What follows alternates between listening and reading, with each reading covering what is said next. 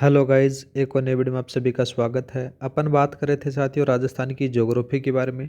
Last video में अपने देखा था कि अर्ध शुष्क मरुस्थल के अंदर से घग्गर बेसिन देखा था, शेखावाटी कांता प्रवाह देखा था, नागौरी उच्च भूमि देखा था, लूणी बेसिन के बारे में अपन ने चर्चा की थी।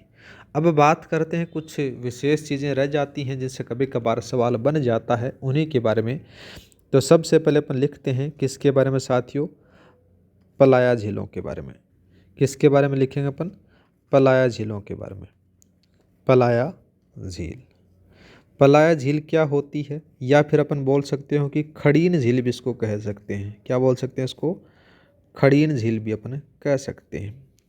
इसके बारे में अपन चर्चा करते हैं, ठीक है।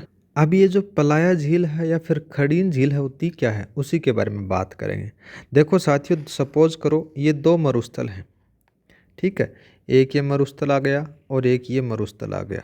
इन दोनों मरुस्थलों के बीच में कुछ स्पेस है, जैसे ये रहा। यहाँ पर क्या होता है कि पानी इकट्ठा हो जाता है। इस पानी इकट्ठे हुई चीज़ को अपन बोल सकते हैं अस्थायी जो झील बन जाती है उसको पलाया झील कहते हैं, ठीक है। यहाँ पर क्या जाता है साथियों, ये आ जाता है बालू का स्तूप आ जाता है। क्या आता है, बालू का स्तूप आता है। एक ही आ गया और दूसरा ये आ गया, ठीक है, बालू का स्तूप। इन दोनों के मध्य जो अस्थायी पानी इकट्ठा होता है, अस्थायी झील का निर्माण होता है।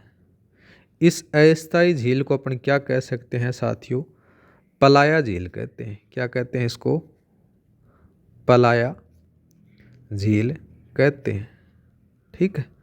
और ये जो पलाया झील है ना साथियों, सबसे ज़्यादा कहाँ मिलती हैं, जैसलमेर में मिलती हैं। कहाँ मिलती हैं, जैसलमेर में मिलती हैं। और इन पलाया झीलों के अंदर से जो कृषि की जाती है, ठीक है, यहाँ पर क्या लिखोगे, यहाँ पर लिखो कि पलाया झील में जो कृषि होती है, कृषि की जाती है, उसे खड़ीन कृषि कहते हैं। क्या कहते हैं इसको, खड़ीन कृषि कहा जाता है, ठीक है, कृषि कहते हैं। ये थोड़ा सा याद रखना। इस जो खड़ीन कृषि है, इसकी जो शुरुआत होती है 15वीं शताब्दी में होती है। कब होती है, 15वीं शताब्दी में इसकी 15वीं शताब्दी में शुरुआत होती है, ठीक है। और किसके द्वारा की जाती है, तो ये भी याद रखना, पालीवाल के, यहाँ पर लिखो पालीवाल ब्राह्मणों द्वारा की जाती है। अब बात करते हैं साथियों, दूसरा नंबर लिखो। दूसरा नंबर किसके बारे में, टाट रण के बारे में बात करते हैं। किसके बारे में बात करेंगे साथियों, टाट रण के बारे में। टाट रण होता क्या है साथियों, ये होता है कि जो दो बालू का स्तूप हैं, उन बालू का स्तूपों के अंदर से जो पानी इकट्ठा हो जाता है और वहाँ पर एक दलदलीय क्षेत्र का निर्माण हो जाता है, या फिर लवणीय बोल सकते हो, या फिर अनुपजाऊ क्षेत्र का निर्माण हो जाता है, उसको टाट रण कहा जाता है, ठीक है। और जो टाट रण है ना, ये सबसे ज़्यादा कहाँ पर मिलते हैं, ये भी याद रखना, पोखरण रण, भाकरी रण आपको देखने को मिलेंगे। फलोदी में बात करें तो बाप रण आपको देखने को मिलेगा। चूरू में बात करें तो ताल छापर रण, सुजानगढ़ रण, पेरियार रण आ जाता है। बालोतरा में बात करें तो आ जाता है साथियों थोब रण आ जाता है। और नागौर में बात करें तो डेगाना रण आपको देखने को मिल जाता है। तो इसके बारे में एक डायग्राम बनाते हैं छोटा सा, उस डायग्राम से आपको ज़्यादा समझ में आ जाएगा साथियों, जिससे लॉन्ग समय के लिए याद रहेगा। ये क्या है, बालू का स्तूप है। क्या है साथियों, बालू का स्तूप है। दो बालू का स्तूप है, ठीक है। यहाँ पर क्या होता है कि दलदलीय क्षेत्र का निर्माण हो जाता है। किसका निर्माण हो जाता है, दलदलीय, दलदलीय, या फिर बोल सकते हो लवणीय, या फिर बोल सकते हो क्या, अनुपजाऊ, अनुपजाऊ क्षेत्र का जो निर्माण होता है, इसको टाट रण कहा जाता है, ठीक है। राजस्थान के यहाँ पर लिखो, राजस्थान के प्रमुख रन के बारे में बात करते हैं। सबसे जो पहला नाम आ जाता है साथियों, कहाँ पर बात करेंगे, जैसलमेर का नाम आता है। और जैसलमेर में कौन सा आता है साथियों, एक आता है पोखरण रन आता है, दूसरा जाता है बांकरी रन आता है, दूसरा जो जिला आ जाता है साथियों फलोदी। फलोदी में कौन सा आएगा साथियों, बाप रण आपको देखने को मिल जाता है। ये पूछा गया है, थोड़ा सा याद रखना, ठीक है। तीसरा बात करते हैं, तीसरा आ जाता है चूरू। चूरू में कौन सा आता है, ताल छापर रण आ गया। ताल छापर के साथ में एक और लिखो, फिर नाम आ जाता है सुजानगढ़ रन आ जाता है। चौथा बात करते हैं साथियों बालोतरा में बात करें तो थोब रण आपको देखने को मिल जाता है, ये पूछा गया है। और पांचवा बात करें तो नागौर में कौन सा लिखोगे, डेगाना रण आपको लिखना है, डेगाना रण। इनसे सवाल कभी कभार पूछ लिया जाता है। रण के बाद में नेक्स्ट जो नाम आता है ना साथियों, क्या नाम आता है, बलसन का आता है। ये बलसन क्या चीज़ होती है साथियों, इसी के बारे में बात करें तो देखो, इसको कहा जाता है जो पहाड़ी क्षेत्र के बीच में जल बेसिन होता है उसको बलसन कहा जाता है। परिभाषा में क्या लिखोगे, यहाँ पर लिखो, पहाड़ी के बीच जल बेसिन को बलसन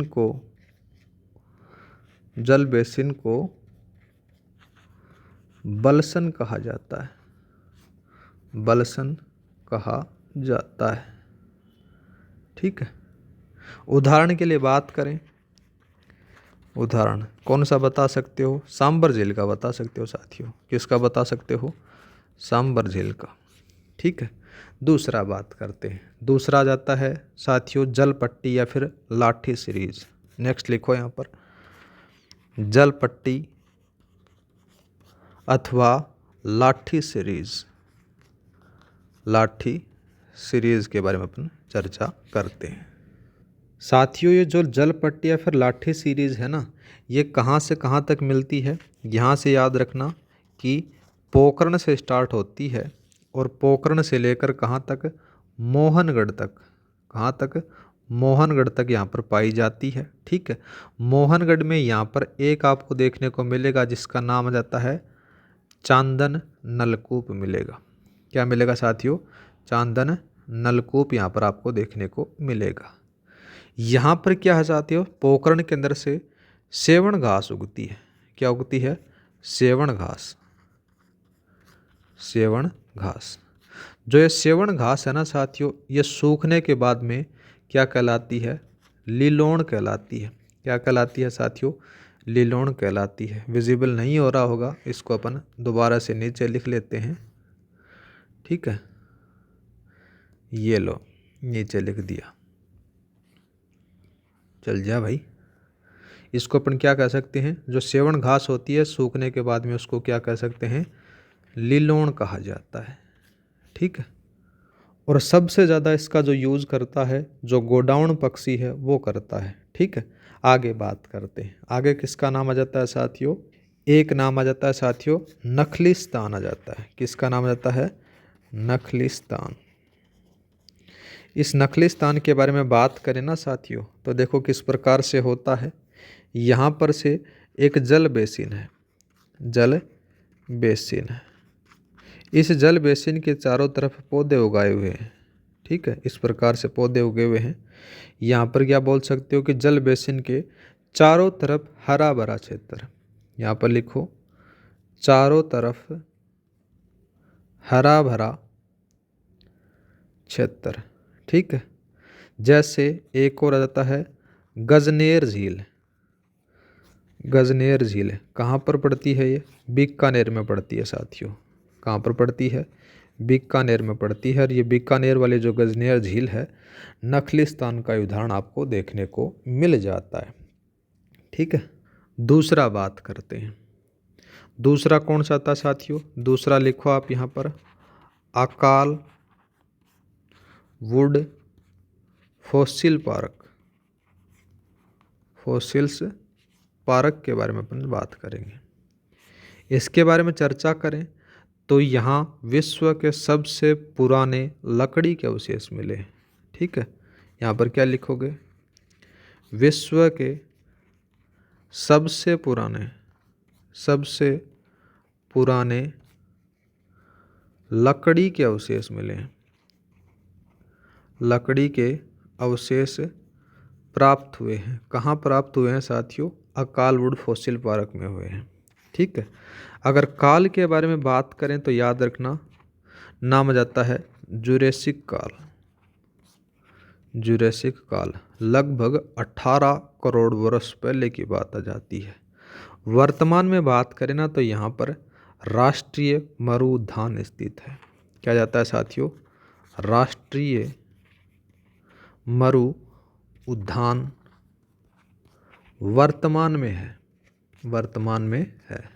ठीक है, अब एक नाम और याद रखना जिसका नाम आ जाता है बाप बोल्डर कले। किसके बारे में चर्चा करेंगे अपन? बाप बोल्डर कले। ये बाप बोल्डर कले क्या चीज़ है साथियों?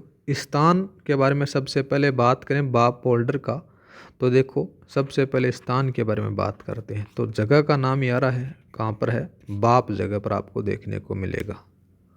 और दूसरा नाम आ जाता है साथियों किसका? बोल्डर का।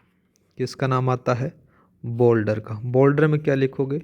यहाँ पर लिखोगे हिमोड। ठीक है, और कले के बारे में बात करें तो कले क्या होता है साथियों? मिट्टी का सबसे बारीक कण होता है। मिट्टी का सबसे बारीक कण होता है। ठीक है, तो बाप बोल्डर कले में यहाँ पर क्या होता है कि यहाँ पर पर्मो कार्बोनिफेरस काल के हिमोड या फिर बोल सकते हो कि बोल्डर के अवशेष प्राप्त हुए हैं। ठीक है, दूसरा बात करते हैं इस मरुस्थल के अंदर से नाम आ जाता है पीवड़ा सांप। पीवड़ा सांप। पीवड़ा सांप के बारे में बात करें तो साथियों ये सांप की प्रजाति है। आपको पता है, ये नाम से ही पता चल रहा है, प्रजाति है। ठीक है, और क्या लिखें? इसका जो रंग होता है वो पीला होता है और ये सर्वाधिक ज़्यादा पाया जाता है ना। सर्वाधिक कहाँ पाया जाता है? ये जैसलमेर में पाया जाता है। जैसलमेर में पाया जाता है और कहा जाता है ये पीवड़ा सांप है ना, ये काटता नहीं है और सोए हुए आदमी को क्या करता है? उसकी सांसों में अपना जहर छोड़ देता है, उसके कारण उसकी मृत्यु हो जाती है। ठीक है, दूसरा बात करते हैं, नाम आ जाता है साथियों धोरा धरियन। धोरा धरियन के बारे में बात करते हैं तो धोरा धरियन क्या होता है साथियों? इसी के बारे में बात करें जो लहरदार बालू का स्तूपों को धोरे या फिर गतिशील बालू का स्तूपों को धरियन कहते हैं। ये भी याद रखना। दो चीज़ें आपको देखने को मिलेगी। सबसे पहले बात करते हैं धोरों के बारे में तो यहाँ पर क्या लिखोगे? लहरदार बालू का स्तूपों। लहरदार बालू का स्तूपों को धोरे कहा जाता है। क्या कहते हैं? धोरे कहते हैं। और दूसरा बात करें तो यहाँ पर लिख सकते हो गतिशील बालू का स्तूपों को क्या कहते हैं? धरियन कहा जाता है। धरियन कहते हैं। ठीक है, इतना याद रखना। एक नाम और याद रखो, फिर नाम आ जाता है, बहुत बार पूछा जाता है, मरुस्थल मार्च। ठीक है, मरुस्थल मार्च का मतलब क्या होता है कि मरुस्थल का आगे बढ़ना होता है साथियों। क्या होता है? मरुस्थल का आगे बढ़ना मरुस्थल मार्च कहलाता है। अब इनकी दिशा कहाँ से होती है मरुस्थलों की? तो याद रखना दिशा हो जाती है। दिशा के बारे में बात करें तो दक्षिण पश्चिम